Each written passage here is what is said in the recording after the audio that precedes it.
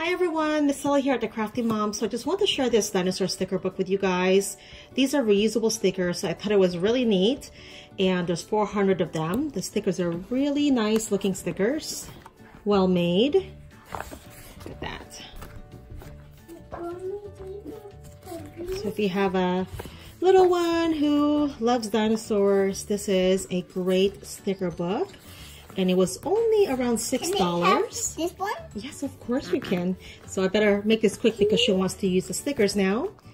So the stickers are reusable if you stick it on glossy paper or cardboard just like this here. You can remove all the stickers from the binding, but you can just leave it on so that way it stays together. There's another set over here. So check out the links below. There's also different sticker books that they make. So this is by I Like. And thanks for watching. Have a great day. I'm trying to read this. Oh, good, honey. I'm trying to read this. How this thing looks like. I'm trying to read this one. What is that about?